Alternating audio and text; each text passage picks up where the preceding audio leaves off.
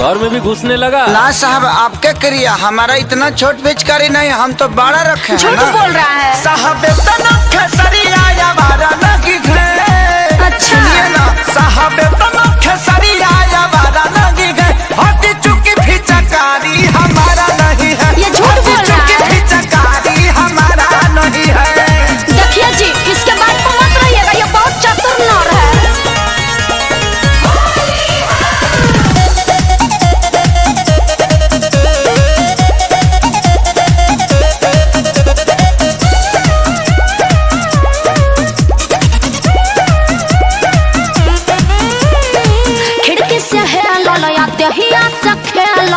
हमरा बुझाइल जब लागल हपाला जबनिया चक्का रह बइनी भचाका भागल ह कोइनी जब चोर चोर हाला। हमको पक्का विश्वास है जी यही था। झूठाई लजाम सारा सोनाई लगावतिया। चुप रहो। हमके फसाई ये फागुन में। अच्छा रात भर झाल लेके मंडली में झूमत रही। झूठ बोल रहा है। हम दादा फगुआ के धुन में। ठीक नहीं होगा झूठ बोलोगे तो। साहब हमारा घरे का दही बड़ा नहीं है। साहब हमारा घरे का दही बड़ा नहीं है। होगा लेकिन खट्टा। तो साहब तो खेसरिया या बड़ा नहीं है। हटी चुकी फिचकारी हमारा नहीं है। सच को हटानी है तो हमारा नहीं है। सच में साहब इतना छोट मेरा नहीं है। नहीं जी, विश्वास नहीं है तो अभी नाम के देखिए, अभी दूध का दूध और पानी का पानी हो जाएगा। हम झूठ बोल रहे हैं, यही ठेके था।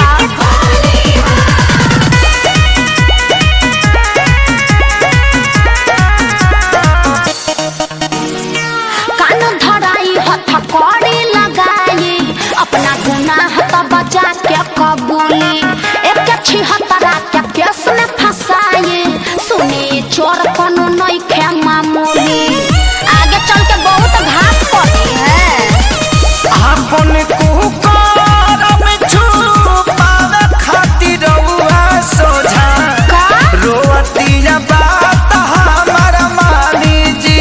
चुप रहो। सोनू सुधा कर संगे धराइल त बचे खातिर गावतिया ऐसन कहानी जी। फिर झूठ बोल रहा है, देखिए जी।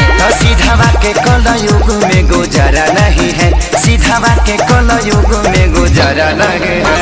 हट झूठा कहीं का। साहबे तो खेसरिया हमारा नहीं है। हटी चुकी फिचकारी हमारा नहीं है।